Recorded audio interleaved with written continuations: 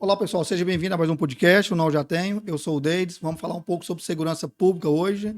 Nosso convidado é o doutor Danilo Fabiano, delegado de Polícia Civil de Rio Verde.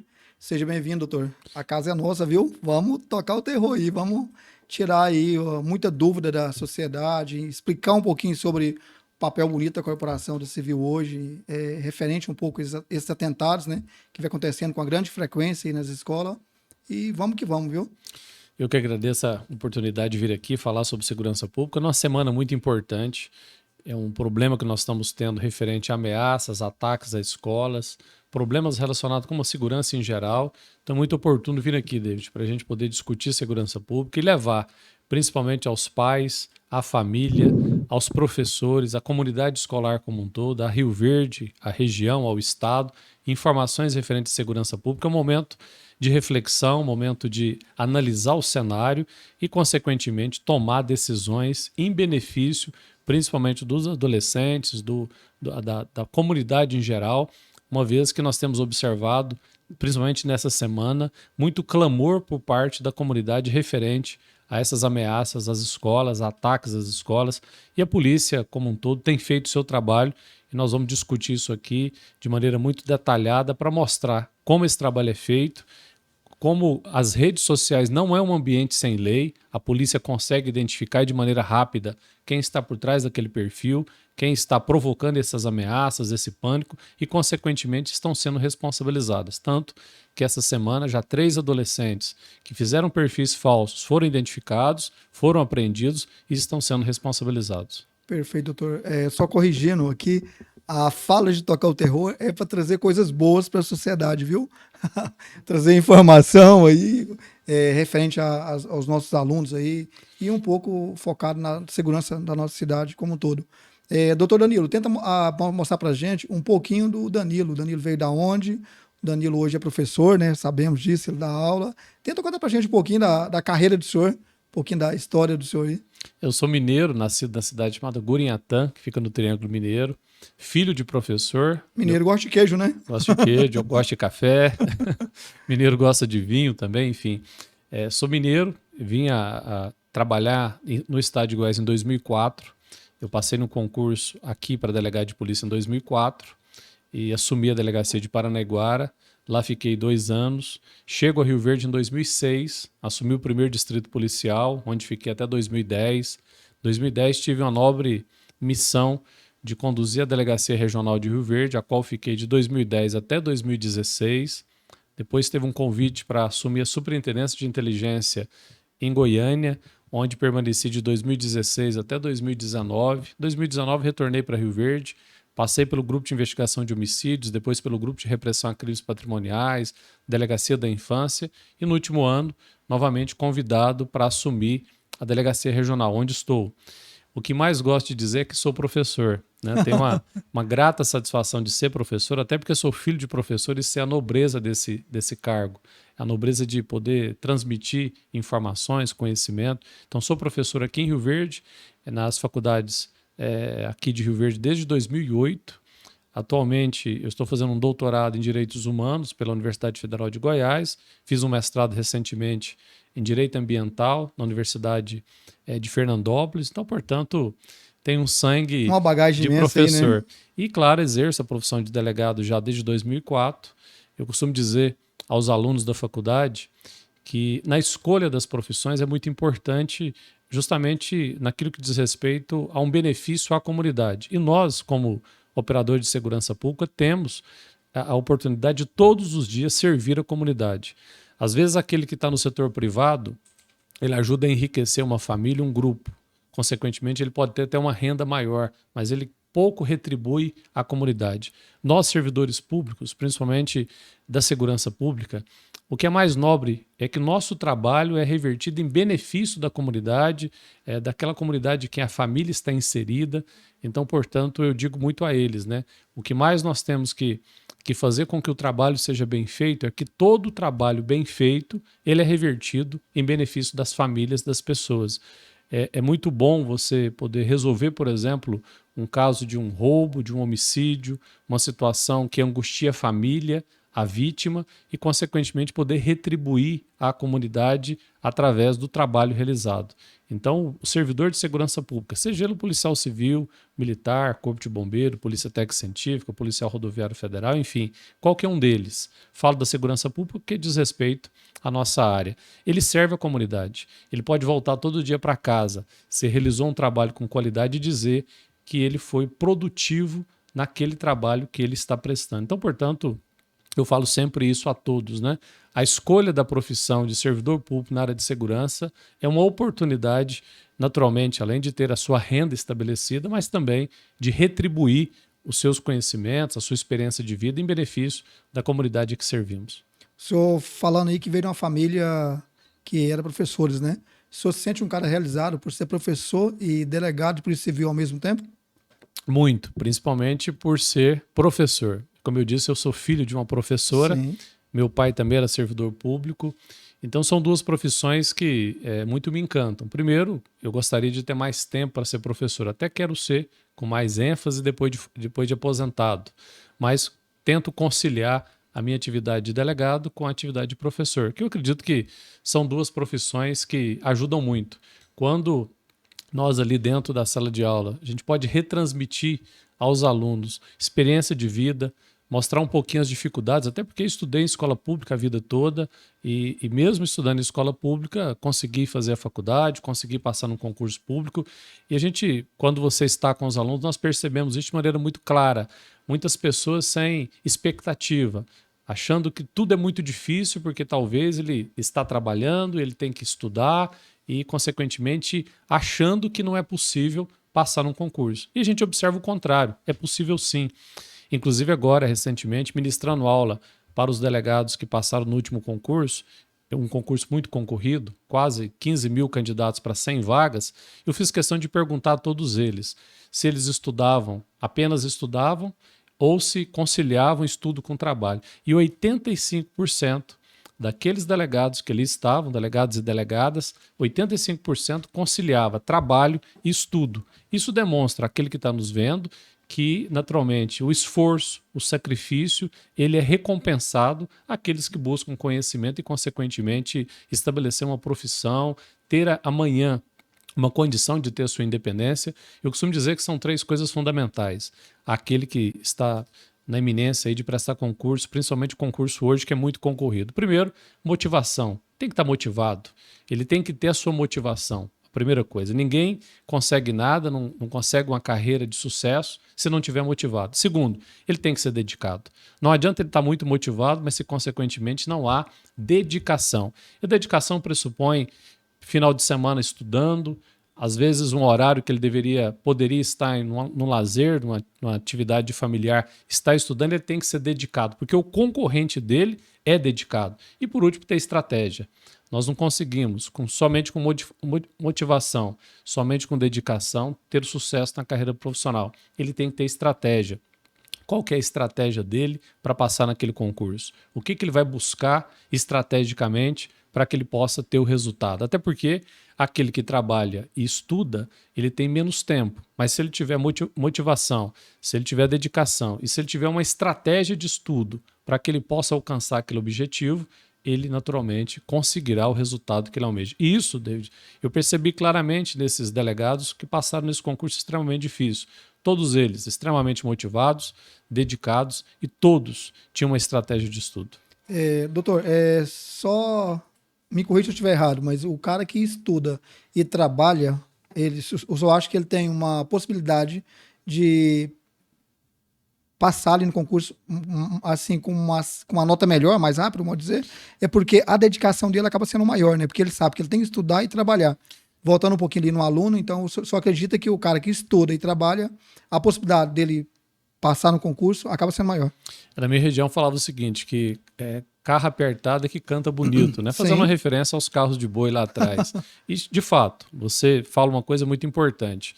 Se ele trabalha e ele tem que estudar, aquela hora de estudo dele, ele tem que fazer rendê-la. Consequentemente, ele vai fazer de tudo para que seja bem aproveitado. Consequentemente, isso traz resultado. Por outro lado, aquele que às vezes só estuda, ele não tem um aproveitamento naquele tempo, Às vezes ele passa muito tempo lendo, mas sem aproveitamento. Consequentemente, ele pode não ter o desempenho que aquele que trabalha possa ter. Mas o recado é dado para aquele que trabalha principalmente. Ele precisa ter estratégias para que ele possa alcançar o resultado, aproveitar bem o tempo que ele tem, porque todos têm condições de terem resultados mesmo trabalhando. Até porque a conciliação do trabalho, muitos trabalhos ajudam inclusive na atividade de estudo, ou seja, ele está ali fazendo um trabalho, seja na delegacia, no fórum, no Ministério Público, consequentemente ele vai utilizar esses conhecimentos também em prol daquilo que ele está almejando, que é o concurso público. Sem dúvida. Doutor, uma outra pergunta também, voltando na carreira do senhor de professor. Falando nesse gap de ser professor aí, o senhor acredita que os alunos eles respeitam mais o senhor por ser um delegado e professor ao mesmo tempo, ou não? Se eu fosse um professor normal, o respeito seria o mesmo. O senhor acha que tem essa diferença aí ou não? Eu acredito que não. Acredito Primeiro, que não. porque uma porque, coisa... assim, eu mesmo, se fosse aluno do senhor, eu iria ficar, pô, o cara é um delegado, entendeu? Eu não vou muito faltar, não vou muito jogar chiclete no teto, não vou... Porque hoje acaba tendo esse tipo de figurinha dentro de uma sala de aula, independentemente se é numa rede de ensino público ou de uma rede de ensino particular. Acaba tendo esse tipo de indivíduo, né? Esse tipo de aluno, né, eu vou dizer. Mas né? O que eu sempre procuro dizer aos alunos é que ali dentro eu sou professor. Sim. Ali dentro a minha função é ser professor. Sim. Quando eu saio da faculdade, exerço outra profissão, que é de ser delegado. E efetivamente estamos ali para colaborar com aquele aluno.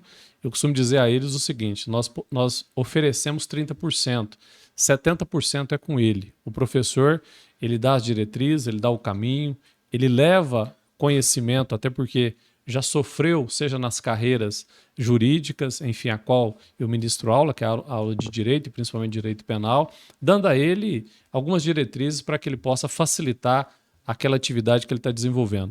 E voltando ao aluno de direito, eu falo sempre, se eu tivesse que fazer novamente um curso superior, voltaria a fazer um curso de Direito. O curso de Direito dá uma oportunidade imensa de trabalho, só que é um curso ingrato. Ingrato no qual sentido?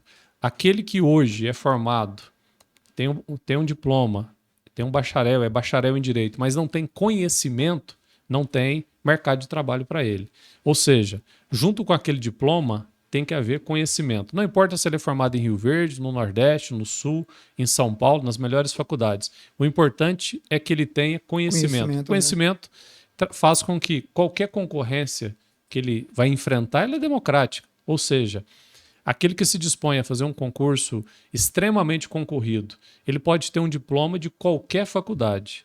Se ele tem conhecimento, ele vai conseguir concorrer com todos. Então, portanto, eu falo a eles, né, o curso de Direito é muito fácil de entrar e é muito fácil de sair.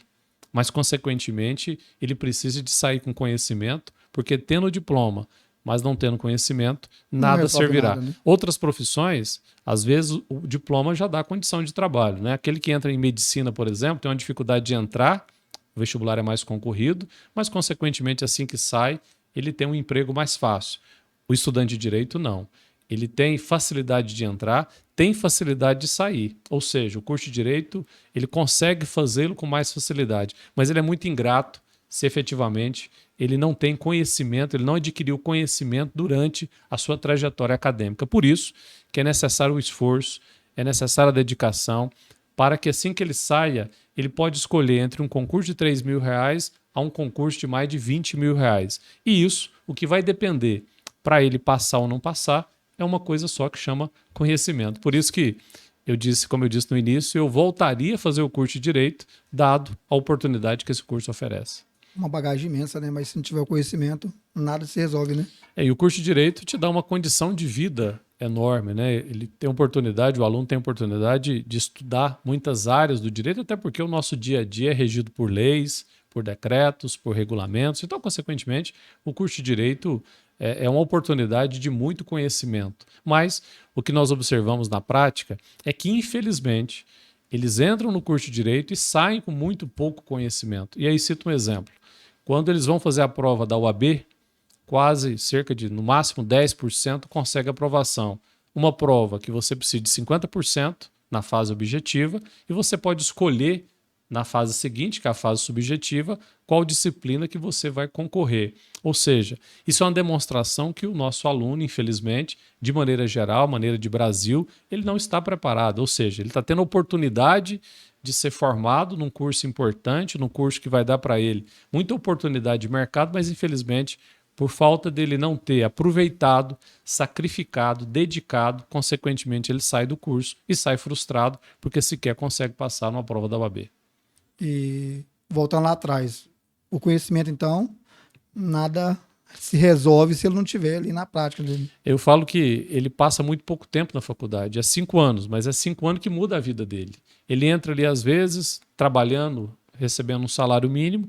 Se ele aproveita bem esses 5 anos na faculdade, ele pode sair dali com condições de concorrer a um emprego com estabilidade salário de mais de 20 bem mais mil reais. elevado que ele já ganhava, E né? o que depende para isso? Depende simplesmente de uma coisa, né? Ele estar motivado, ele ser dedicado, ele ter estratégia, muita força de vontade para mudar de vida, porque o curso oferece isso, é o fundamental. E é um curto espaço de tempo, ou seja, em 5 anos ele muda a sua vida, como nós temos vários alunos de sucesso, né?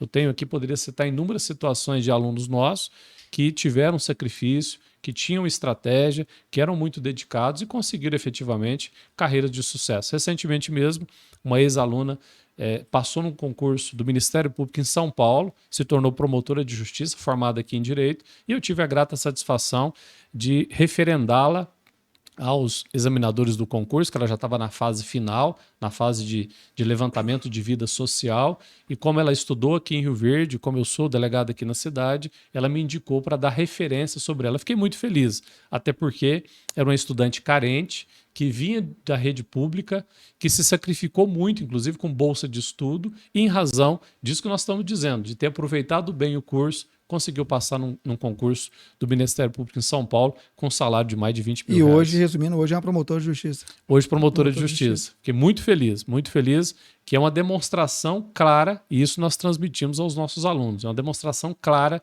que todos têm condições. Basta terem dedicação, terem motivação e terem estratégia. O esforço é de cada um, né, doutor?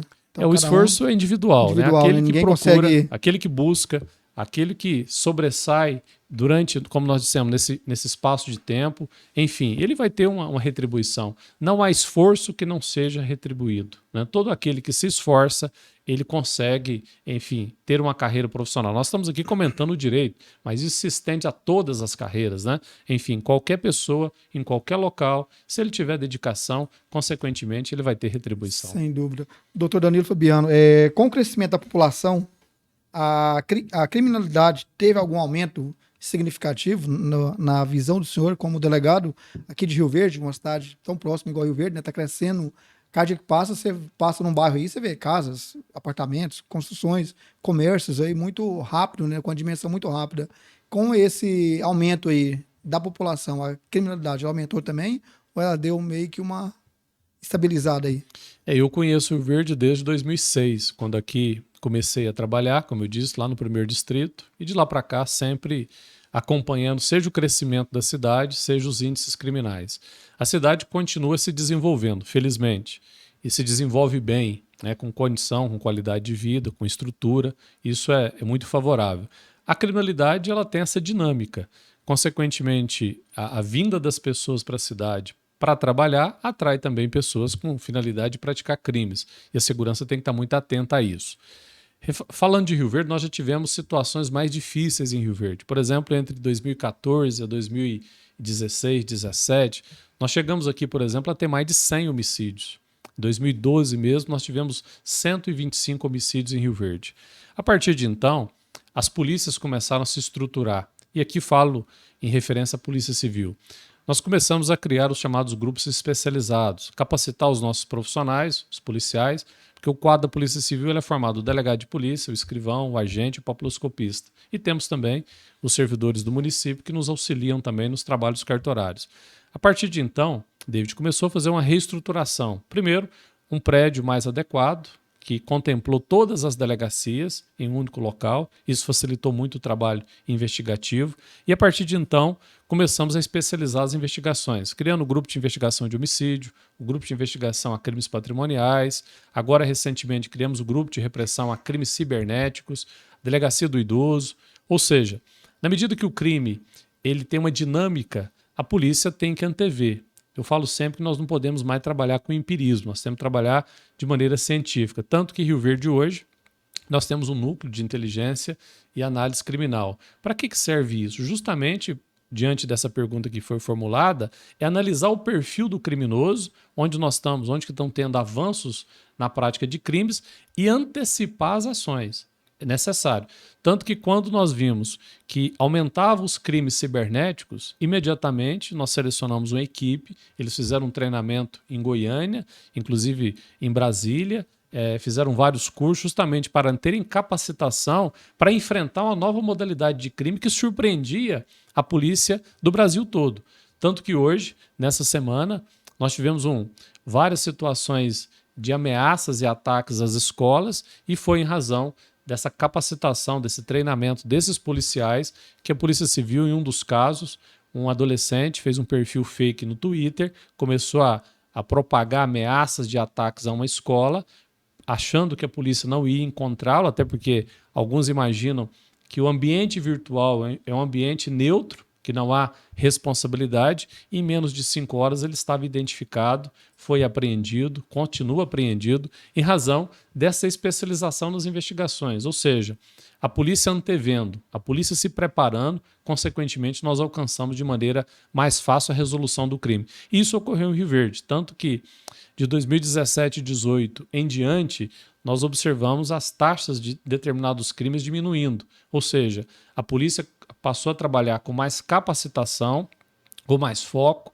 com mais ênfase em algumas modalidades criminosas, com análise das estatísticas feitas por esse núcleo, que esse núcleo é composto não só por policiais civis, mas militares, bombeiros militares, polícia técnico-científica, ou seja, todos contemplam esse núcleo justamente passando as informações para os comandos para que o trabalho seja realizado. Uma outra coisa que é importante mencionar a respeito da pergunta feita da diminuição dos crimes em Rio Verde. A integração.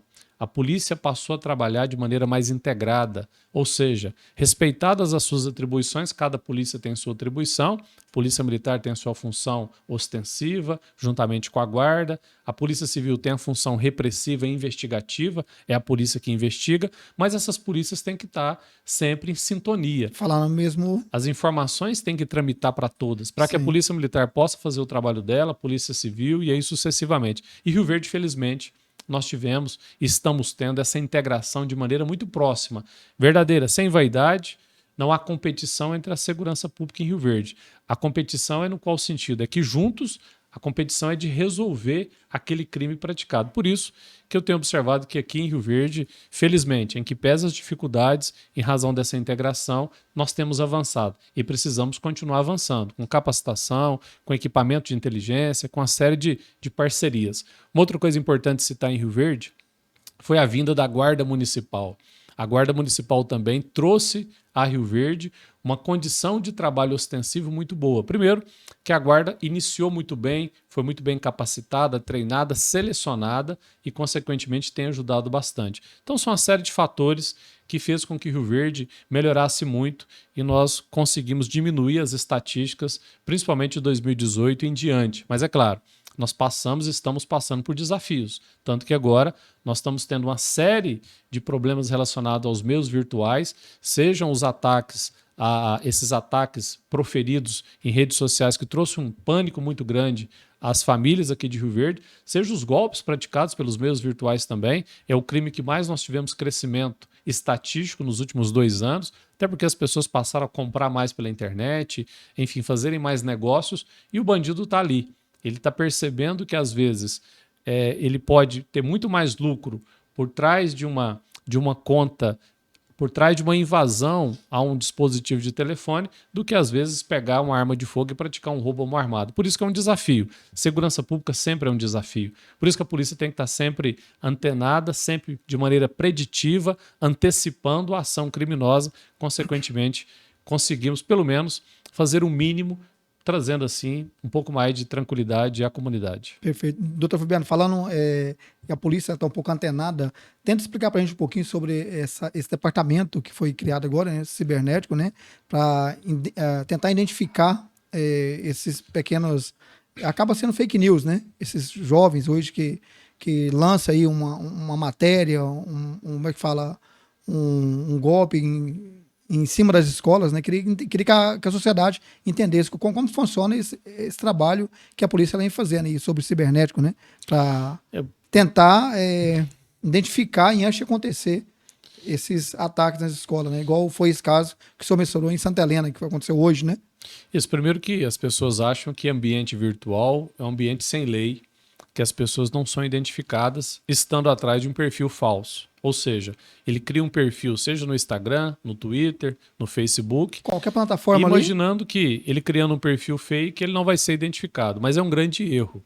Até porque, como você mencionou, nós tivemos ontem a apreensão de um adolescente que tinha feito um perfil falso no Twitter e nós conseguimos identificar onde era a casa dele, conseguimos verificar que ele estava utilizando um telefone com aquele perfil fake, que ele estava causando e causou na cidade de Rio Verde um pânico muito grande, até porque ele difundia, queria ter um massacre, inclusive na escola que ele estudava, e em razão dos nossos servidores, hoje policiais civis, estarem muito capacitados, conseguiu, como eu disse, em menos de 5 horas, identificar onde ele morava, ir até a casa dele, não só localizar o telefone que ele estava utilizando, mas também apreendê-lo em flagrante delito e ele está sendo responsabilizado. Hoje, na data de hoje, outro adolescente foi encontrado em Santa Helena, ele fez um perfil falso também no Instagram, estava difundindo que mataria determinadas pessoas numa escola, foi identificado, foi apreendido e vai ser responsabilizado. Isso é uma demonstração, David, que o ambiente virtual, a polícia tem hoje mecanismos de identificar essas pessoas. E isso tem sido constatado, principalmente agora com essas situações. E claro, aquele que porventura utiliza de perfis falsos, ele pode ser alcançado. Até porque, como eu disse, há toda uma capacitação por parte desses servidores no sentido de conseguir identificar essas pessoas e responsabilizá-los. Então, portanto, aquele que pratica, seja um crime contra a honra, seja esses crimes mais graves de ameaças à comunidade, eles vão ser responsabilizados e, consequentemente, uma outra oportunidade é a gente falar com as famílias. Os pais precisam de ter muito contato com aquilo que os seus filhos estão fazendo com o telefone em mãos. A internet trouxe, claro, naturalmente, muitas plataformas para que a pessoa possa acessar e buscar conteúdos, buscar informações, até para o bem mesmo da educação. Mas, por outro lado, aquele pai que não observa o que o filho está fazendo, nesse caso específico mesmo, quando os policiais chegaram até a casa desse adolescente que estava, através de um perfil falso, ameaçando a escola, o próprio pai dele tinha recebido a matéria em que o próprio filho estava produzindo informações falsas e ficou surpreso. E nós perguntamos a ele, mas você tinha acesso ao telefone do seu filho? Você chegou a ver o telefone do seu filho? Seu filho era menor de idade. Você tem todo o direito e obrigação de acessar o telefone dele e saber. Se ele tivesse feito isso, teria evitado que o próprio filho dele tivesse causando um problema muito sério à comunidade escolar que ele fazia parte. Mas aí, doutor, uma coisa que não se cala, às vezes eu sou me corrija se estiver errado, uma coisa que não se cala um pouco a sociedade do bem é o seguinte, né? Por que para votar a pessoa com 16 anos ela consegue votar? E se a gente se referiu aqui somente a adolescentes, entre 13, 14, 15 anos, ou até 17, 18 anos, modo dizer. Um adolescente desse, pego hoje com 16 anos, por que ele não pode ser preso? Por que ele não pode se responder pelo ato dele? Você envolveu o pai ou a mãe? E quando a gente se fala em adolescente de 14, 15, 16 anos de idade, é porque 16 anos o adolescente ele tem todo o direito de votar, de escolher ali a sua democracia, ali, ele tem todo o direito, né? O senhor não acredita que a as nossas leis, elas têm que ser mudadas aí com o tempo, elas têm que ser um pouco lapidadas aí, porque tem muita coisa falha, deixa muita brecha para um adolescente desde com 16 anos achar que ele tem autonomia de matar alguém, autonomia de invadir uma escola, autonomia de ir fazer um atentado desse, igual o senhor acabou de mencionar, e achando que a responsabilidade é só do pai e da mãe. Pois é, primeiro que o nosso Estatuto da Criança e do Adolescente, apesar dele ser de 1990, ele traz responsabilidade. Esses adolescentes mencionados, todos eles foram apreendidos. Estão apreendidos, vão passar pelo Juizado da Infância e Juventude e terão as medidas socioeducativas aplicadas. O que se discute, David, pontualmente, é que a nossa legislação menorista, ela, na sua amplitude, ela não é executada. Exemplo, nós precisaríamos de ter locais de internação para esses adolescentes, com mais adequação, com educadores, com psicólogos. Nós precisamos de implementar políticas públicas que é contemplada no Estatuto da Criança para que, efetivamente, nesses casos específicos, muitos desses adolescentes passavam por problemas psicológicos.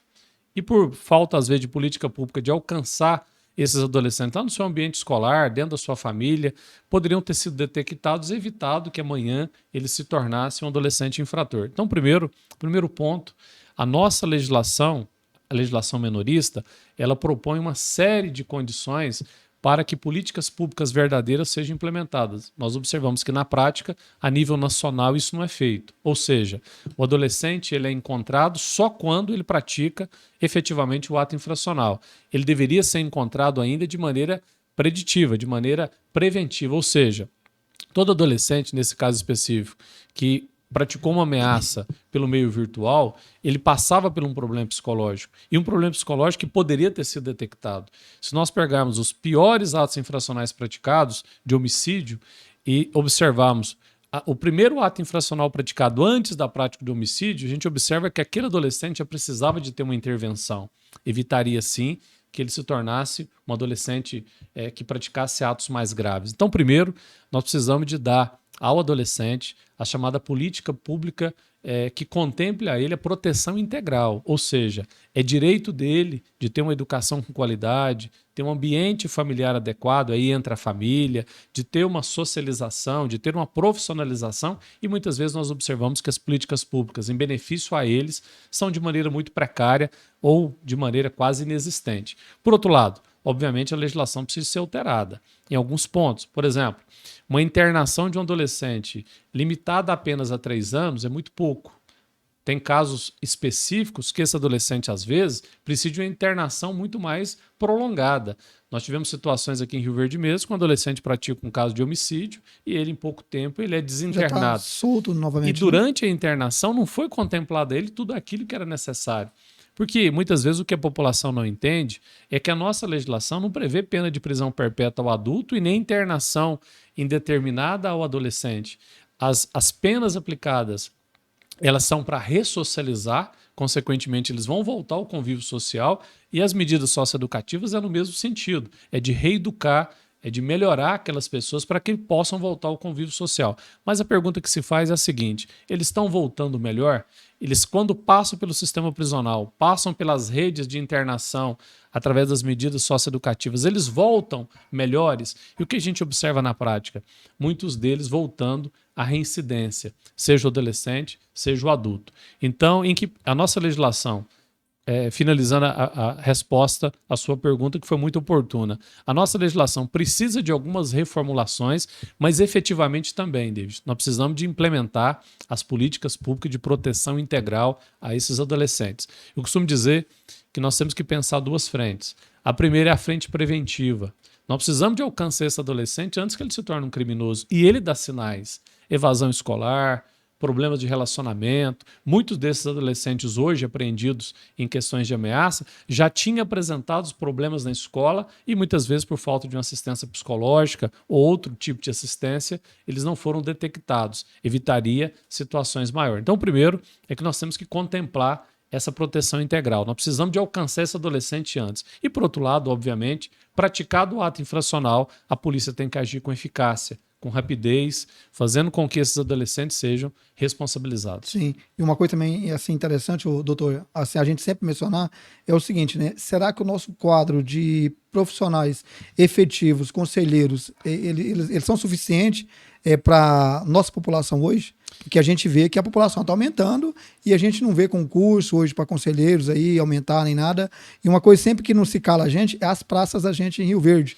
Vamos falar de Rio Verde, essa que a gente atua recentemente, né? Mora recentemente, vou falar por mim.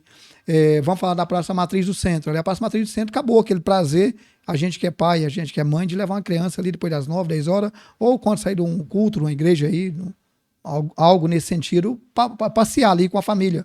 Hoje ela está tomada por essa meninada, e quando sai da escola, está ali fumando sabe lá o quê, usando sabe lá o quê. Assim, esse trabalho de prevenção do conselheiro ou da guarda municipal, como você falou, que é um trabalho espetacular que a galera vem fazendo aí, só acho que não deveria ter um quadro maior de efetivos nessas áreas para tentar extinguir mais essa meninada que fica solta na rua. Os pais hoje, de uma certa forma, quase que não dá conta, né? Menino hoje, 14, 15 anos de idade, se você falar alto com ele, ele joga 2 pedras na gente, vamos dizer. A criação hoje, ela acaba meio que bagunçando o psicológico do menino, porque hoje você não pode bater, assim, eu falo bater num certo modo, você não pode corrigir um adolescente da forma que eu fui corrigido, da forma que o senhor foi corrigido. Acredito eu que a minha criação, a criação do senhor, a gente passasse na frente de 2 adultos, quando acabasse a reunião dos 2 adultos, a vara de amor da Tamarina estava no pé ali da cadeira certeira.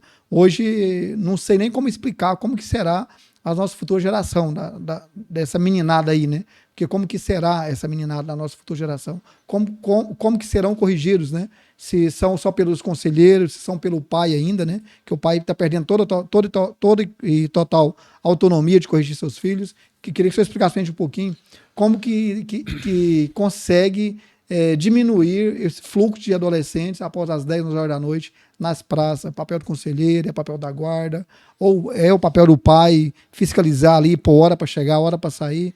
David, primeiro é uma pergunta muito importante, né? Muita coisa ao mesmo tempo, né? O que nós precisamos de fazer para que nós possamos dar a esses adolescentes uma vida mais saudável, longe das drogas, longe dos atos infracionais e amanhã, quando adulto, longe da criminalidade.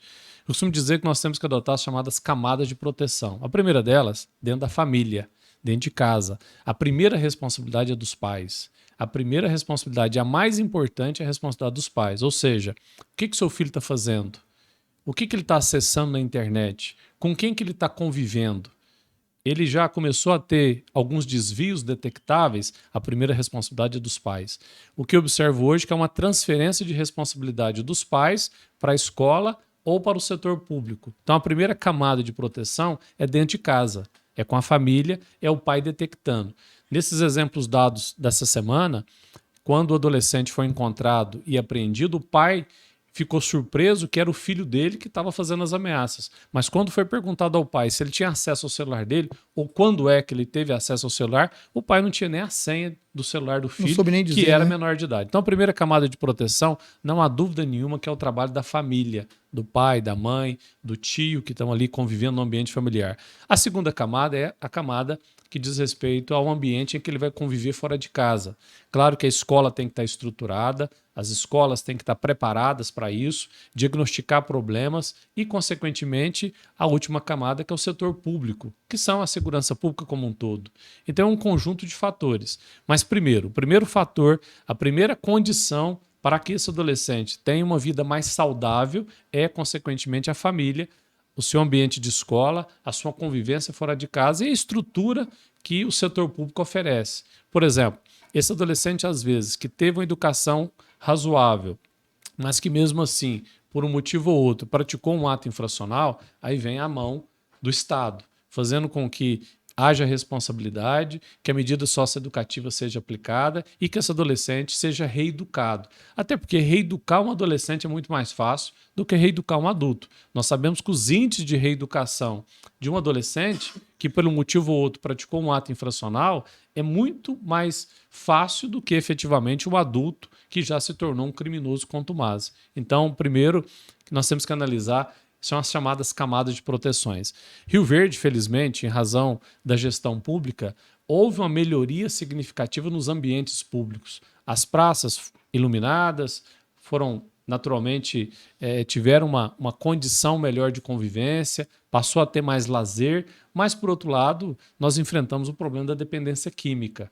Muitos adolescentes se envolvendo com drogas, muitas situações em que eles são cooptados pela criminalidade. Isso é uma preocupação muito grande. Por isso que eu disse a primeira responsabilidade, a responsabilidade da família. E, por outro lado, a responsabilidade do setor público de identificar, de responsabilizar, de levar esses adolescentes para um local para que eles possam efetivamente ter a medida socioeducativa aplicada. Você mencionou os conselhos tutelares. São de fundamental importância.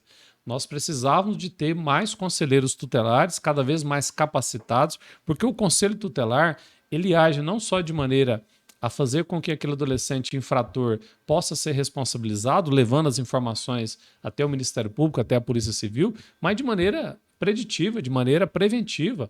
O conselheiro tutelar é o primeiro que é acionado nessas situações. Aqui em Rio Verde, por exemplo, tivemos situações muito exitosas quando o conselheiro bem capacitado, com condição de trabalho, ele ali nos primeiros situações de sintomas que aquele adolescente poderia se tornar um infrator, agiu bem e resolveu a situação. Mas, infelizmente, quando não há esse profissional, seja em quantidade de números, seja em condição de trabalho, a condição de trabalho envolve uma série de fatores, dentre elas a capacitação. Naturalmente, nós vamos ter uma dificuldade de implementar as chamadas políticas públicas de proteção integral que eu mencionei anteriormente. E o conselheiro tutelar, ele é de extrema importância. Nós tivemos um caso aqui, por exemplo, em que uma criança chega no hospital, é atendido pelo médico, o médico detecta ali que ele poderia ter sido abusado, chamou o conselho tutelar bem atento, bem capacitado, verificou que aquela situação era a situação de levar até a delegacia, fez o encaminhamento, nós descobrimos que era um padrasto que estava praticando atos contra essa criança, atos de estupro contra essa criança e, consequentemente, ele foi preso. Se não fosse, às vezes, a ação desse conselheiro bem preparado, consequentemente, essa criança poderia continuar sendo vitimada. Então, portanto, são personagens que fazem parte desse contexto todo que são fundamentais. E o conselheiro, não há dúvida nenhuma, que ele é de extrema importância, seja na parte preventiva e seja também auxiliando na parte repressiva. A lei, doutor, realmente ela funciona para esses abusos? A lei realmente ela entra ali em vigor para esses abusos ou só sente algum certo desconforto em fazer a apreensão de um cara desse aí que abusou da criança e quando chega aí para cima, aí, eu modo dizer, para um promotor e logo esse indivíduo está solto de novo. Qual que é ali assim, a reação do senhor de ver um indivíduo desse novamente na rua? Vamos dar um exemplo agora, no cortando o senhor, referente à Tecnoshow, que teve um abuso dentro da feira, uma das feiras aí, que ela é vista pelo mundo todo, o modo de dizer, e fatura aí milhões aí em uma semana, o modo de dizer. O que uma coisa que não se cala para a sociedade é o seguinte, né? A sociedade, ela julga muito valores, né? Porque o cara é rico, ele entrou na porta da frente, saiu pela porta da frente. Então, o senhor acredita que esses valores aí, ele é independentemente para quem tem e para quem não tem, a regra, a lei, ela tem que ser clara para todo mundo, né? Não há dúvida. Sim. A legislação é para todos, independente de poder econômico. E aqui em Rio Verde, eu tenho a satisfação de dizer que a polícia aqui não olha isso. Tanto que nós tivemos recentemente um assassinato de um corretor aqui de Rio Verde, que o mandante era extremamente rico e foi identificado logo nos primeiros dias, não somente preso o mandante, mas também os intermediários, o executor, trabalho integrado da polícia aqui de Rio Verde, principalmente do nosso grupo de investigação de homicídios, trazendo responsabilidade criminal. Nós tivemos recentemente outras situações de estupro, como você mencionou, que também foi identificado, foi feito o trabalho investigativo e, consequentemente, punições foi aplicada. A polícia não tem que distinguir classe social, Sim. sendo ele o autor. A polícia precisa de agir. E é isso que a gente sempre passa aos nossos policiais. E, principalmente, tem que agir, principalmente quando a vítima é uma vítima mais desfavorecida. Ou seja, há situações em que a vítima é uma pessoa que perdeu ali o seu patrimônio, que talvez a sua bicicleta que foi retirado dela era a condição dela ir até o seu trabalho e, consequentemente, trazer o pão para dentro de casa. Ou seja, é quase que uma obrigação maior por parte da polícia, que é paga pelo poder público, é paga pela sociedade, de prestar de maneira retributiva aquilo que é pago pela sociedade, em benefício da sociedade, que é a prestação de segurança pública. Por outro lado, você mencionou a respeito da legislação.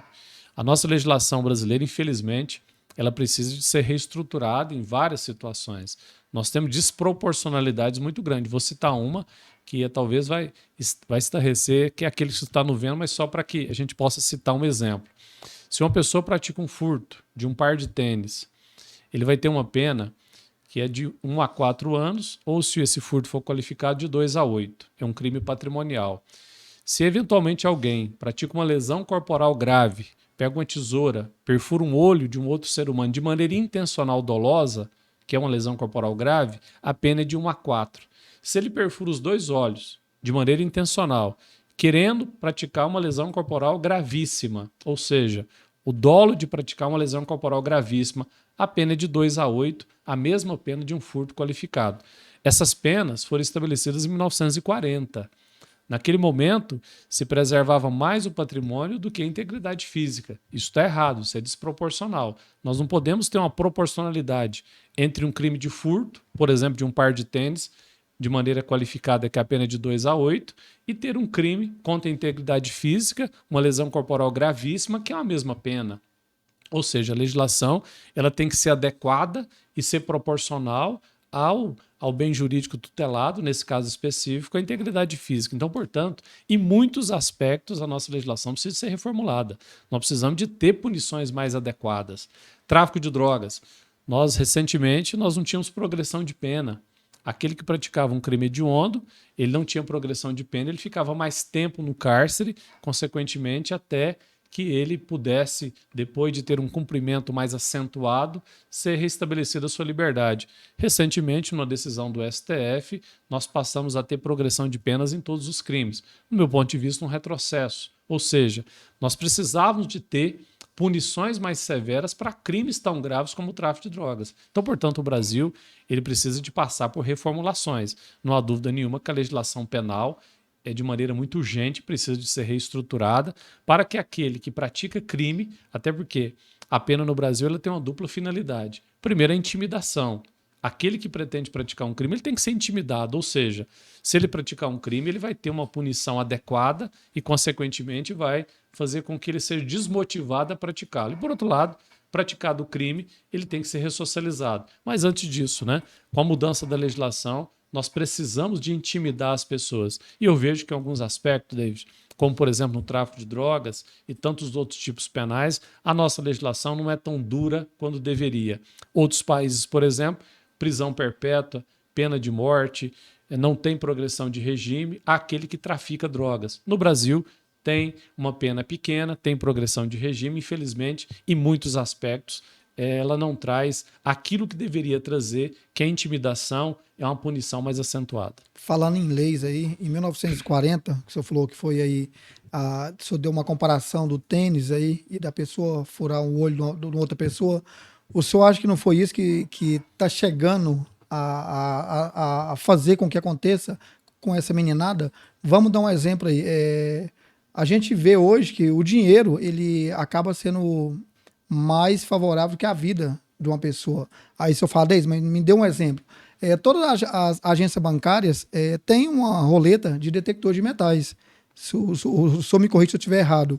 E recentemente, acho que foi ontem, anteontem, eu ouvi uma reportagem, uma matéria, dizendo que as nossas autoridades iriam instalar em todas as redes de escolas essa roleta. O senhor está achando que isso não deixou um pouco a desejar, não deu muita liberdade para esses autores a fácil acesso a uma rede de escola, uma creche, igual teve aí próximo aqui da gente aqui?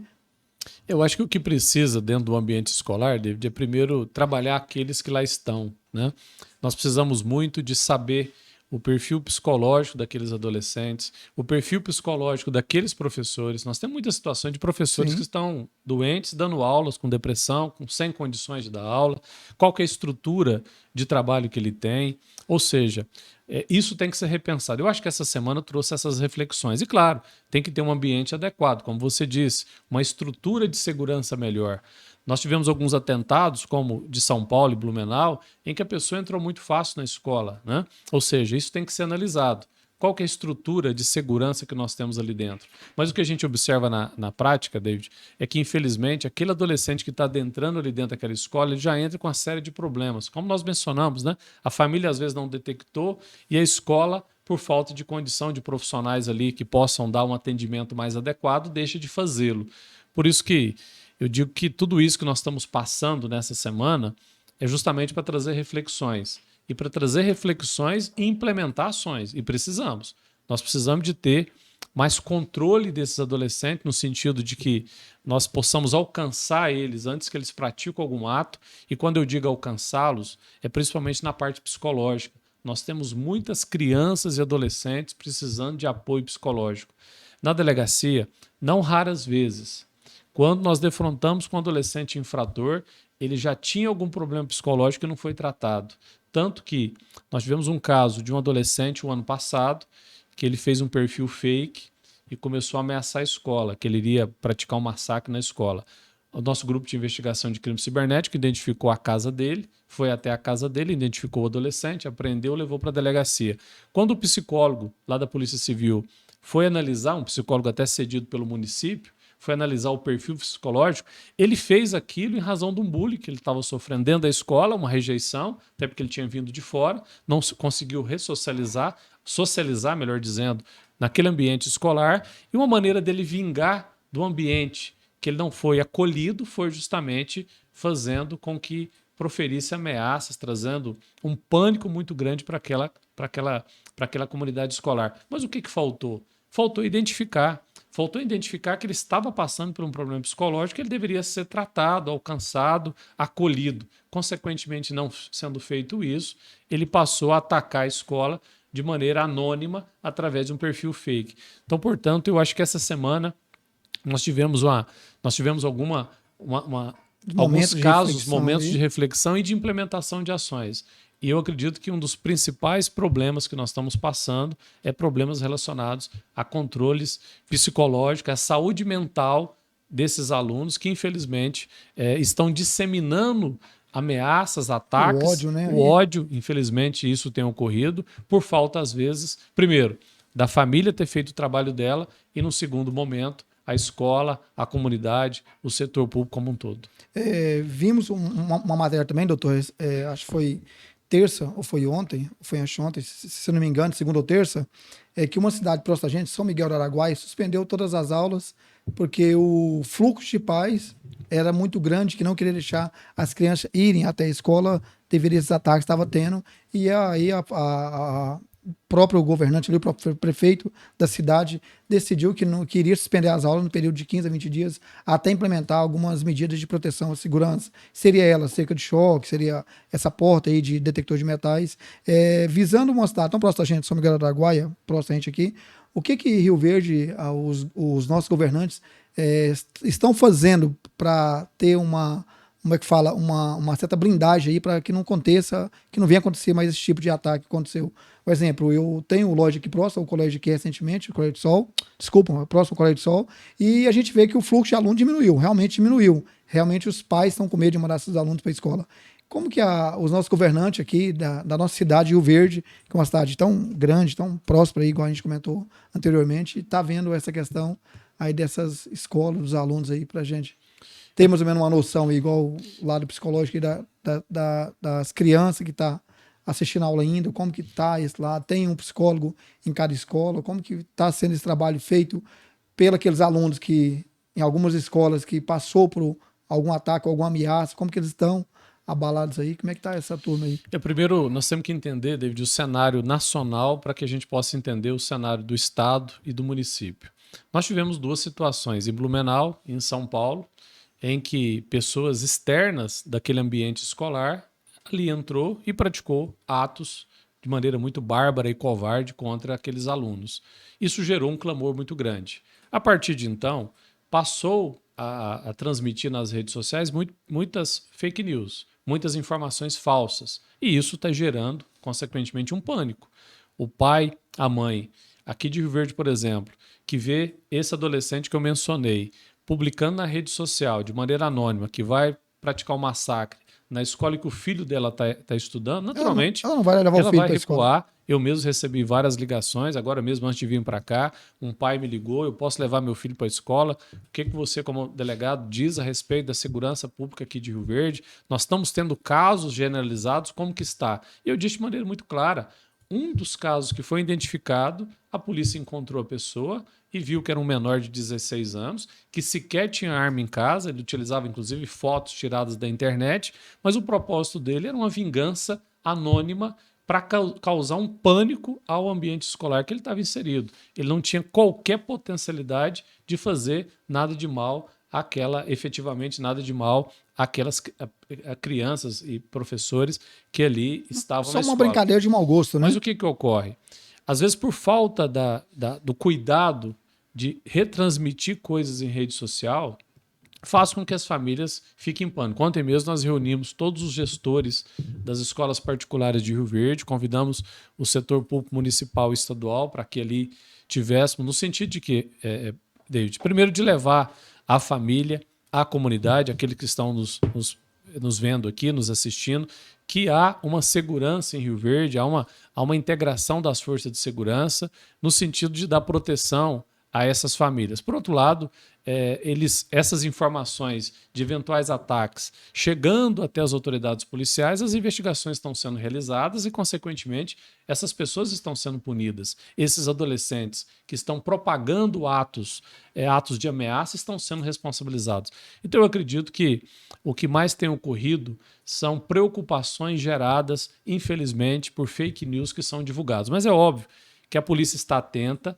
Eu costumo dizer que nós não podemos deixar de agir em determinadas situações. Tanto que toda informação que chega até a polícia está verificando. Se tem qualquer informação que chega, a polícia, de maneira muito atenta, tanto que o nosso grupo de repressão a crimes cibernéticos está 24 horas à disposição, estão verificando todas essas informações e localizando, identificando justamente aqueles que estão com perfil fake, produzindo informações a ameaçar. Mas o que nós temos que dizer é que há uma relação muito próxima da segurança pública com as escolas, com o setor público municipal. Ontem o prefeito, inclusive, reuniu todos os vereadores, toda a cúpula da segurança pública, justamente para articular ações para dar tranquilidade às famílias. Agora, efetivamente, nós temos que ter atenção, não há dúvida nenhuma, não de agora. Sempre tem que haver atenção, sempre tem que ter ações preventivas. Mas eu acredito que, com as medidas que estão sendo tomadas, pode os pais que estão nos vendo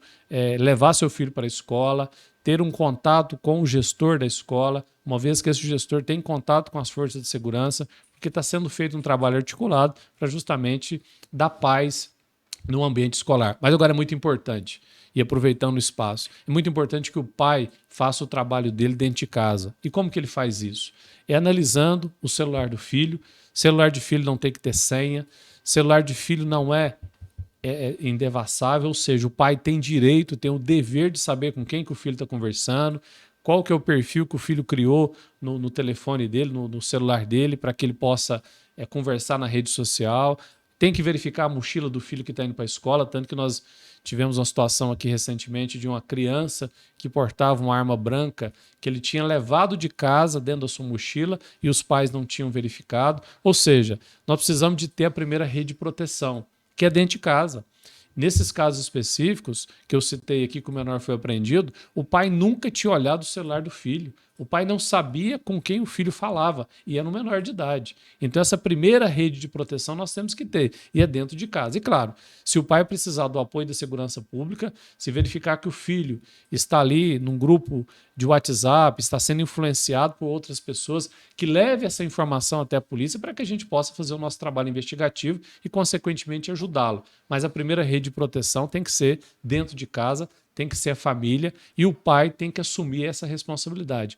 Os pais precisam de acompanhar, fiscalizar, até porque há uma regra legal que o pai tem obrigação de proteção, cuidado e vigilância. E o que nós temos observado na prática desses adolescentes que estão sendo apreendidos, que a família tem falhado, os pais têm falhado, os pais não estão vigilantes com seus filhos, os pais têm deixado os filhos muito à vontade, eles não têm dado a ele internet, celular, mas não têm acompanhado e não têm fiscalizado. E isso é obrigação da família.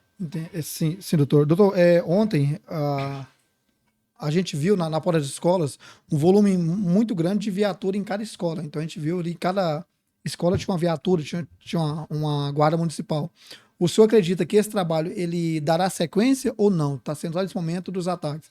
O senhor acredita que esse trabalho específico aí sobre as professoras, esse treinamento com as professoras, coordenadoras, ele vai ser de agora para frente com uma certa frequência ou não? Está sendo só nesse momento de ataque mesmo para...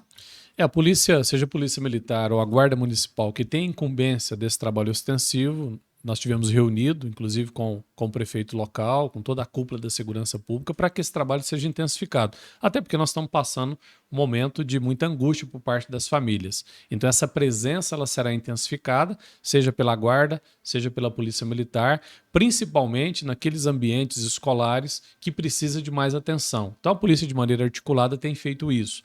A Polícia Civil, para o seu lado, que é o trabalho investigativo, nós temos feito todo um trabalho no sentido de detectar pelos meios virtuais aqueles que estão produzindo informações falsas, gerando pânico e, consequentemente, responsabilizando. Ou seja, há uma divisão de tarefas ao trabalho ostensivo, ao trabalho investigativo, ao trabalho dos gestores, professores, que estão sempre muito próximos da segurança pública. Então nós fizemos aí uma rede de proteção entre segurança e escola, justamente para acompanhar, para assessorar, para ajudar as escolas também, para que a gente possa, David, não agora, mas daqui para frente, continuar tendo essa aproximação. Aqui em Rio Verde mesmo, nós já desenvolvemos, antes da pandemia, muitos trabalhos de prevenção nas escolas. Nós temos um grupo na Polícia Civil que nós vamos até as escolas para conversar com a família, para conversar com os alunos, para levar informações, para levar aquele aluno que há caminhos diferentes, né? O caminho do bem, o caminho das coisas erradas, e que ele é que vai decidir.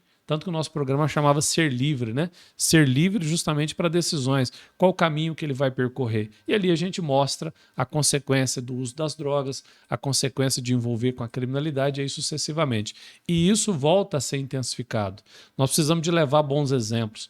Muitas vezes, esses meninos, principalmente de escolas públicas, faltam a eles bons exemplos, faltam a eles, às vezes, uma aproximação maior, falta a eles mais acolhimento, e isso tem sido dado até porque é uma determinação do Poder Público Municipal, do Poder Público Estadual, para que as forças de segurança, juntamente com a comunidade escolar, possa fazer isso de maneira mais próxima deles. Nós precisamos de aproximar desses adolescentes, acolher esses adolescentes e mostrar a eles que há caminhos diferentes. Muitas vezes o que a gente observa é que essa ausência, esse afastamento faz com que o traficante vá ali, copite esse adolescente, traga ele para o mundo da criminalidade e, consequentemente, amanhã esse adolescente se torna aí um infrator. Então, aqui em Rio Verde, felizmente, há um entendimento muito grande entre os setores públicos, setor da segurança pública, setores da educação, tanto que ontem estava presente representante da educação estadual, representante da educação municipal, justamente para a gente articular e executar. E isso já se coloca em prática, tanto que você mesmo mencionou a presença da polícia militar, a presença da guarda, a presença da polícia civil nesses ambientes justamente para trazer essa aproximação e ajudar para que esse trabalho seja feito, seja intensificado e nós possamos ter daqui para frente uma condição melhor nesses ambientes. Doutor Fabiano, os nossos professores, eles estão preparados aí, os nossos professores, gestores de cada rede de ensino, público, estadual ou municipal, vamos dizer, para um possível ataque hoje, eles estão aí preparados aí como e esvaziar uma sala de aula, como que se caso se deparar com um aluno maluco desse, eles são treinados, preparados, os gestores hoje, os professores. O que a gente entende é o seguinte, né? Porque teve mais um caso recentemente, em uma cidade próxima aqui, que parece que o porteiro segurou o aluno que estava com a machadinha e tudo. A gente vê que a galera ainda está um pouco meio despreparada, tanto ali pro lado emocionalmente, né? Quanto ali na prática mesmo. Como está hoje os nossos professores hoje? Como é que eles estão sentindo esse peso, né? De estar ali com uma turma de 15, 20 alunos, sabendo que no meio ali pode ter um maluco desse, né? O professor como um todo, ele deve estar com o seu psicológico também um pouco abalado, né? Em saber que ele vai dar aula, sabendo que ali pode correr o risco físico ali com ele mesmo também. Primeiro que o professor, ele tem por critério de formação, transmitir conhecimento, né? Transmitir os seus conhecimentos ali, seja de química, de física, de matemática, de português. Naturalmente, essa situação no Brasil, ela não é uma situação rotineira, felizmente, de ataques. Não é coisa comum, né, Mas, doutor? infelizmente, nós temos algumas situações. E só para citar como parâmetro, os Estados Unidos ocorrem ataques em escolas, tem uma segurança pública, a melhor segurança pública do mundo, e mesmo assim ocorre. E por que que ocorre?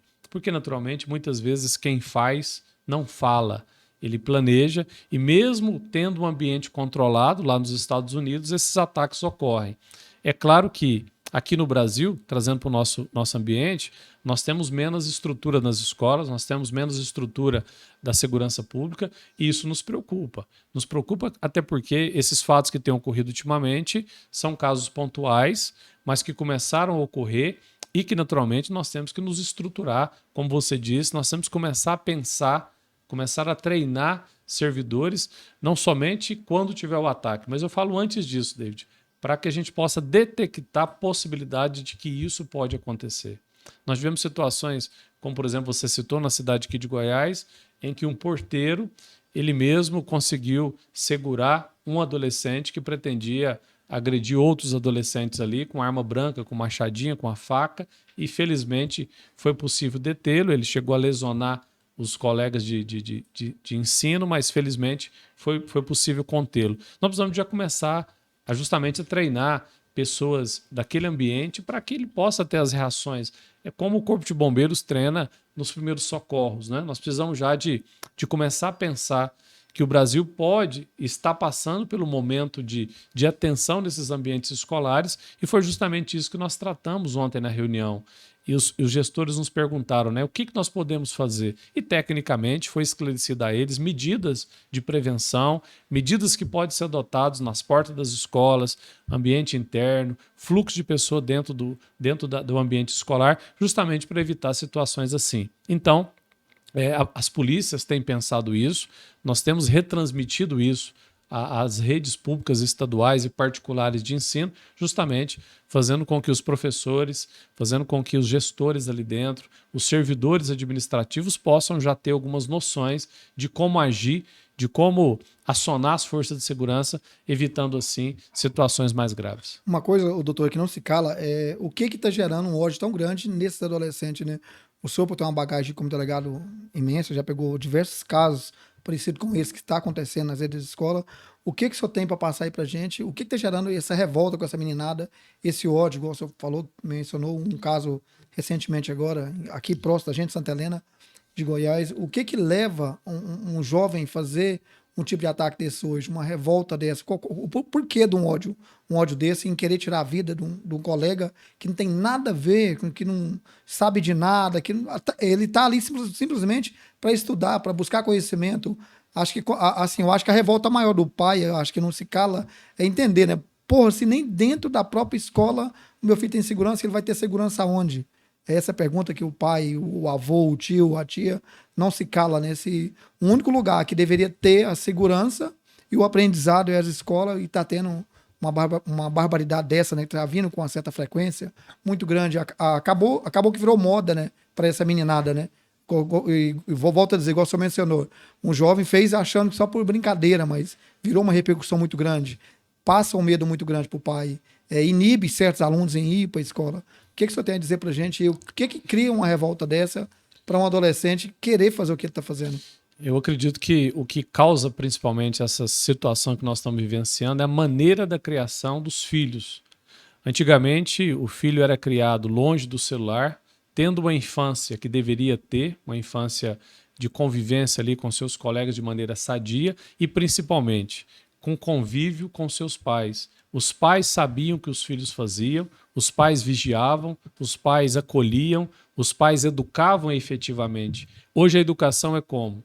O pai entrega um celular para o filho, o pai dá condições materiais, dá o tênis, mas o pai não acompanha, o pai não vigia, o pai não faz a função. Quando eu falo pai, eu estou me referindo aos pais, né? Tanto o pai quanto a mãe, ou talvez até o avô que cria aquele filho. Nós precisamos de mudar a maneira em que os filhos estão sendo criados. Os filhos estão tendo um acompanhamento, estão tendo muitas condições materiais, mas pouco efetivas. Ou seja, eles estão sendo alcançados pelas questões materiais, mas efetivamente a criação, a aproximação, o amor, o acolhimento, o entendimento. Tem pais que não conhecem o filho que tem.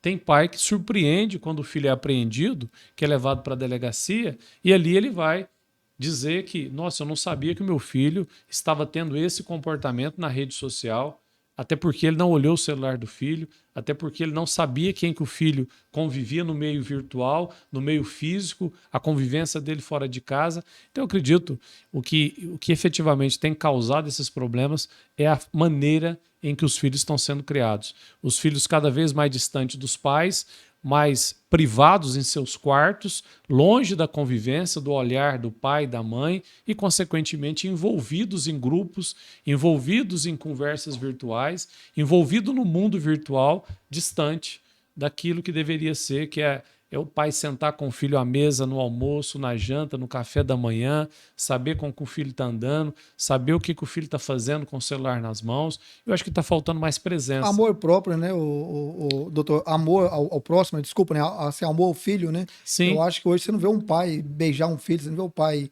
dar um abraço a um filho, você não vê o pai abraçar um filho na data comemorativa. Esse mundo virtual, ele deu um distanciamento gigantesco, tanto para a criança, não só julgando a criança, mas quando o pai, né? O pai acha que é só bens materiais, né? Ele acha que ele vai trabalhar ali numa empresa da vida, chega às 6 horas, ele tem que responder todos os WhatsApp da vida, e jantar e dormir, e foda-se, acabou. Então, esqueceu ali de sentar no pé da cama do filho, pedir benção do filho, sei lá, ou vice-versa, conversar com o filho, como foi o dia na escola, como foi o dia em casa, como que tá o dia, se ele precisa de alguma coisa, se tem alguma coisa de novo no corpo dele. Eu acho que a adolescência hoje, a meninada hoje, eles estão se descobrindo por boca de amigos, por boca dos outros. Eu acho que os meninos hoje têm vergonha de falar pro pai que tá nascendo aquela famosa pedrinha nos seios do menino. Acho que muitos meninos hoje estão tentando se descobrir mais pela amizade, mais pelo o mundo virtual hoje, que o pai não está presente, o pai e a mãe não sabem como está seu filho, não procuram como que é, que tá o psicológico do seu filho, como que tá o amor do seu filho. Acho que esse amor ao filho, a filha, hoje, ele deixou muito a desejar, né? Ele tá muito esquecido, né? Acho que os pais hoje estão achando que pegou a responsabilidade todinha e jogou pro Estado. Não. A responsabilidade, igual você mencionou no início, a responsabilidade, ela é do pai, independentemente com a idade que o filho tem. Amor e respeito ele tem que ter, aos 30, 40, 50 anos de idade. Acho que deixou muito a desejar isso, tá deixando muito a desejar os pais, entendeu? É o que você falou, né? Nós estamos tendo uma transformação da responsabilidade. Os pais estão jogando a responsabilidade para a escola e achando que a responsabilidade de educar o filho não é dele, é da escola. E efetivamente a escola não tem essa responsabilidade. A educação vem de casa, a educação é de berço, é do pai, da mãe, do avô, aquele que convive com o adolescente, com a criança. A escola tem a finalidade de dar conhecimento. Naturalmente, ela complementa essa educação de berço e, claro, dando conhecimento ao filho, educando ele referente às disciplinas ali que deve ser feita. Mas, efetivamente, o que nós temos observado é isso. É uma transformação da responsabilidade. O pai está querendo que a escola eduque o seu filho, que a escola dê limite ao filho, que a escola possa fazer o dever que é dele, que é o dever do pai. Isso efetivamente não funciona. A escola tem a função dela, que é de educar. Educar no sentido de dar conhecimento. Mas quem vai dar limite, quem vai efetivamente olhar o celular, quem vai saber com que o filho está andando, o que o filho está fazendo, isso é obrigação dos pais. Então o dever dos pais de vigilância, de proteção, de acompanhamento, de sentar à mesa todos os dias e saber o que passa na vida do filho. Nós temos situações, como eu disse, que o adolescente é apreendido com uma série de problemas de que o pai e a mãe não tinham conhecimento e ele já tinha dado diagnósticos. Às vezes a menina que tentou um suicídio já tinha automutilado, já tinha os braços cortados e a mãe não tinha conhecimento que aquilo tinha ocorrido. Ou seja, o pai e a mãe totalmente ausente da vida daquela criança. Ou seja, eles estão dando condições materiais, eles estão dando o celular, eles estão dando uma vida material, mas estão esquecendo da vida afetiva, da vida de presença, da vida de convivência. E isso é imprescindível. Então eu acredito que hoje o grande problema que nós estamos tendo é essa transformação da responsabilidade dos pais querendo que a responsabilidade de vigilância, que a responsabilidade de educação venha da escola. E a escola não tem essa finalidade principal. Essa finalidade, ela parte da família, ela parte dos pais. Pai mesmo adianta.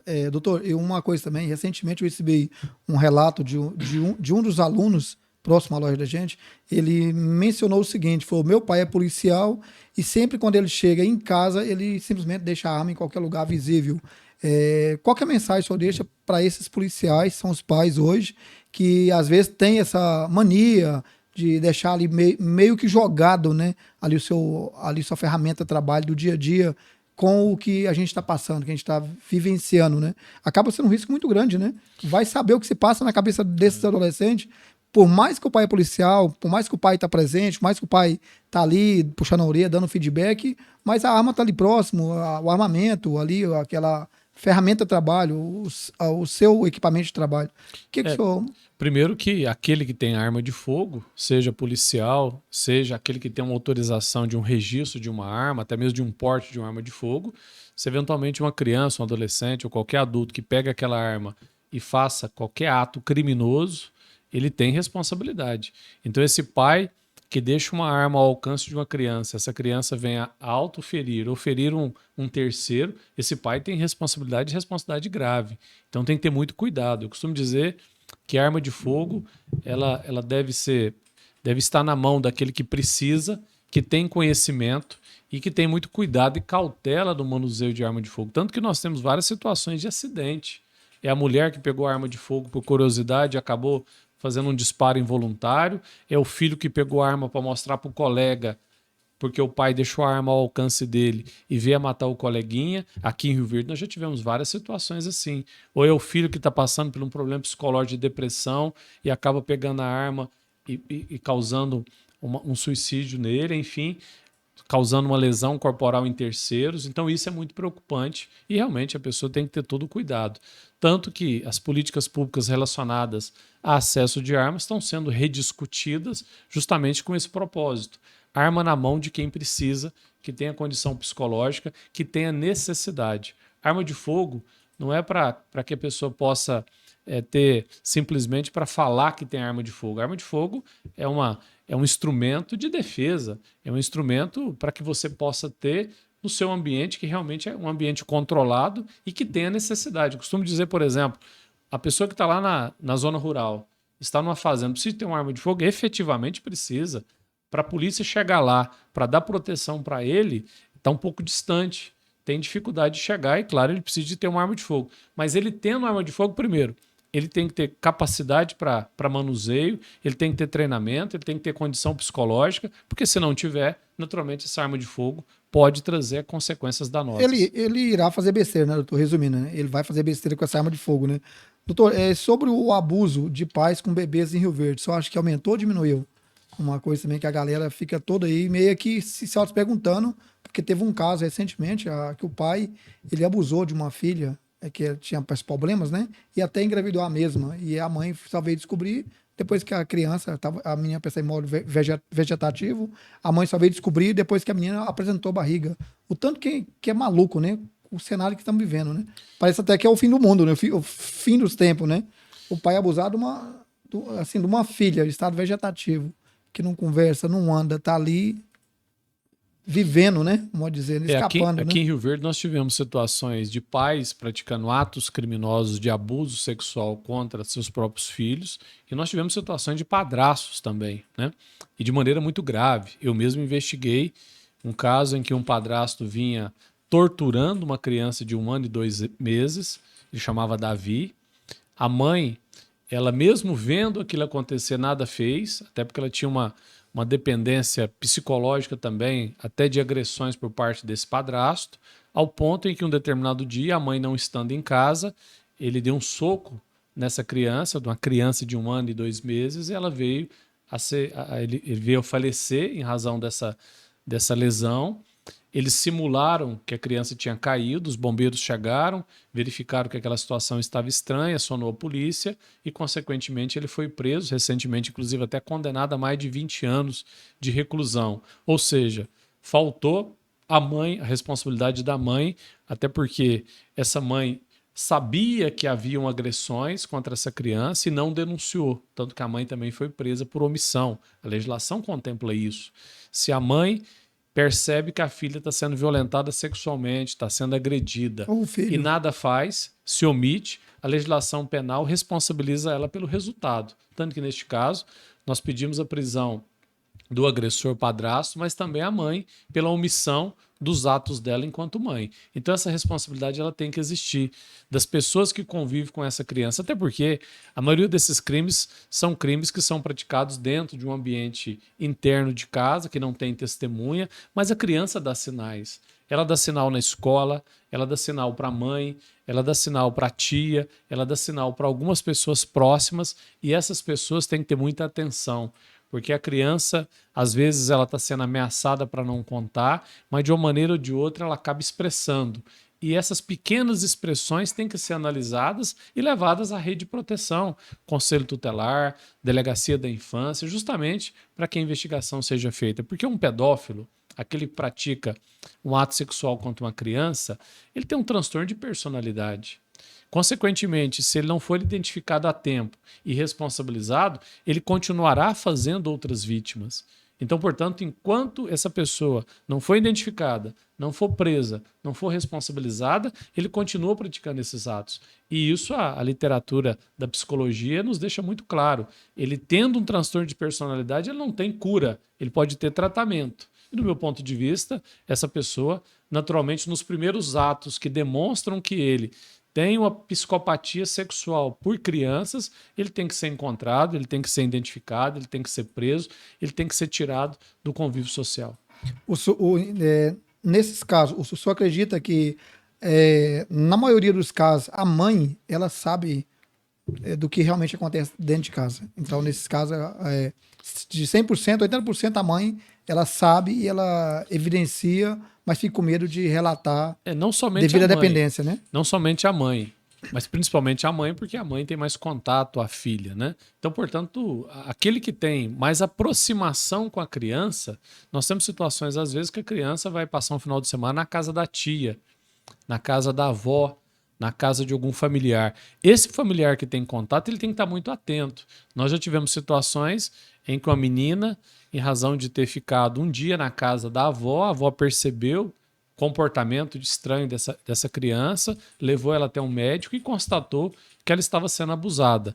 Em razão disso, foi encontrado o abusador, que era uma pessoa muito próxima da criança, que era um tio, e, consequentemente, ele foi responsabilizado, foi punido, foi preso em razão dos atos praticados. Então é muito importante a atenção, até porque o ato, em regra, o abuso sexual, ele é praticado às ocultas, ele é praticado entre agressor e talvez uma criança indefesa que muitas vezes tem dificuldade de se expressar, que muitas vezes é ameaçada, é intimidada e, consequentemente, ela vai ter sinais, ela vai dar sinais que alguma coisa errada está sendo praticada. Por isso que aquele que é mãe, aquele que tem contato com essa criança tem que ter um mínimo de condições de detectar e, detectando, pedir auxílio ao conselho tutelar, auxílio à rede pública médica, para que, consequentemente, tendo uma situação de abuso, esses atos sejam responsabilizados. Uma criança dessa abusada, o psicológico dela acabou, né?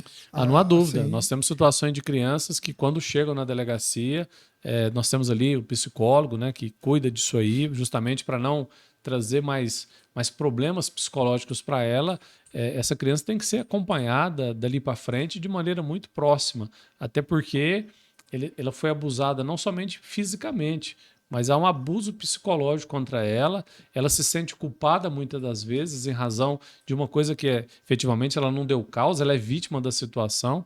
Então ela sofre consequências psicológicas no transcorrer da sua adolescência, na vida adulta, e precisa de muito acompanhamento. É um crime muito perverso, é um crime dos mais repugnantes que tem, por isso que não somente a legislação, mas, acima de tudo, né, nós temos que responsabilizar, temos que alcançar essas pessoas, porque, como eu disse, não alcançando um pedófilo, ele vai praticar atos contra outras pessoas. um delegado hoje ele precisa ter muita cabeça e pé no chão para atender umas ocorrências dessas, né? Porque senão faz besteira, né? Sem Você vê dúvida, ali uma são criança ali situações de que... 3, 4 anos ali, totalmente indefesa, sem como nem abrir a boca, né? Porque às vezes até a mãe, igual o senhor mencionou, tá ali favorecendo para esse indivíduo abusar dessa criança, fica, assim, realmente, assim, nos traz uma coisa muito revoltante para a sociedade, né? Traz São uma revolta muito situações grande, né? que o profissional da segurança pública ele tem que estar muito treinado, muito capacitado. Preparado, né? Até porque, para exercer a função, ela tem que exercer de maneira imparcial, de maneira neutra,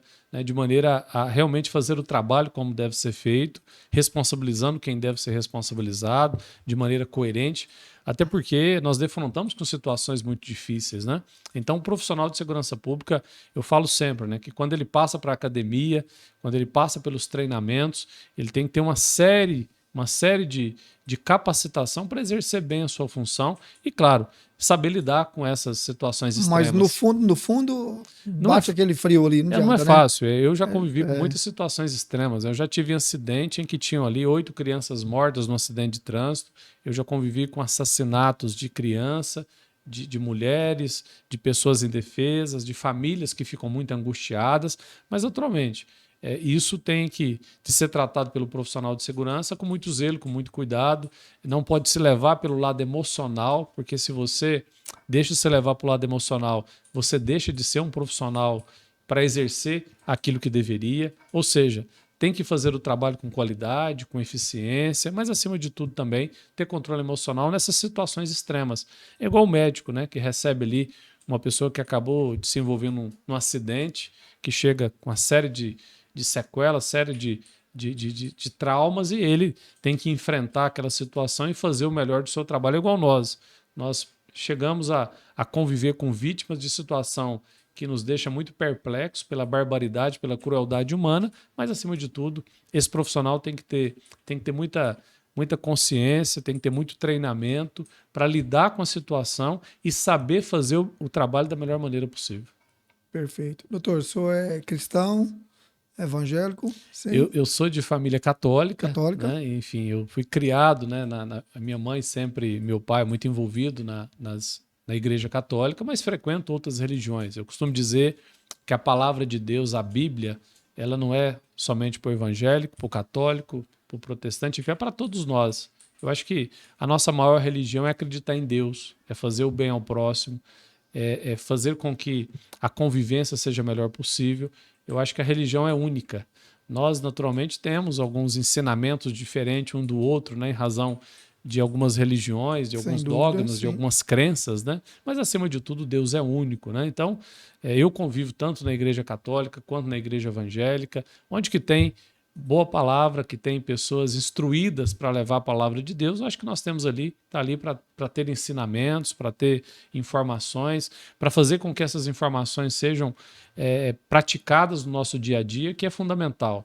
Quando a gente fala de muitas tragédias que nós estamos mencionando, muitas dessas tragédias é em razão da falta da presença de Deus, falta da presença da religião, falta da presença de uma fé cristã ou evangélica, enfim, que as pessoas efetivamente possam acreditar em Deus e conviver de maneira pacífica. Está faltando muita religião.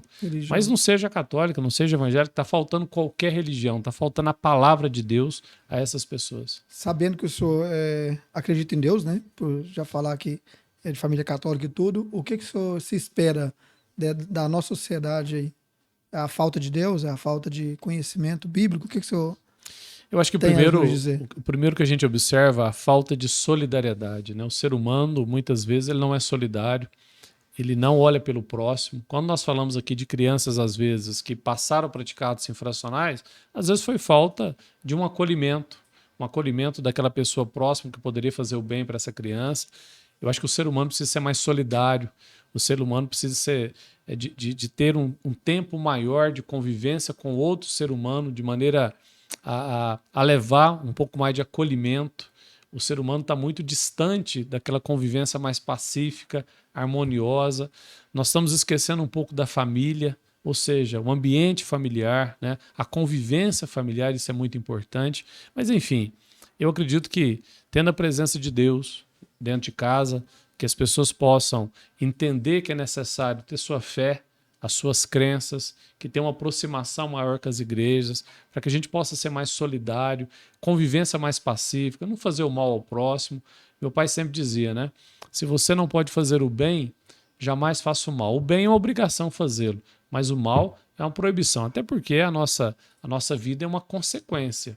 Se você planta o bem, terá o bem. Se você planta o mal, terá o Colherá os mal. mal. E muitas vezes a gente verifica muitas pessoas disseminando ódio, pregando rivalidades, levando intrigas, né, entre porque a pessoa pensa de uma maneira diferente partidariamente, eleitoralmente, ou outro torce para um outro time, gera uma rivalidade e, consequentemente, nasce o ódio, nascem as diferenças, né? Que naturalmente isso não é saudável à convivência humana. Doutor, para finalizar, eu queria que você deixasse uma mensagem para os pais, acho que os pais como um todo, né? Não falando só os pais de alunos, mas o pai como um todo. Uma frase aí, uma mensagem de acolhimento a esses pais aí, do que a gente está vivenciando, né? Uma frase de conforto para esses pais. Primeiro, convivendo com a segurança pública há mais de 20 anos e convivendo como adolescente, convivendo com adulto criminoso, o que nós observamos na essência é a falta da presença da família, dos pais, num primeiro momento, dessa criança e desse adolescente.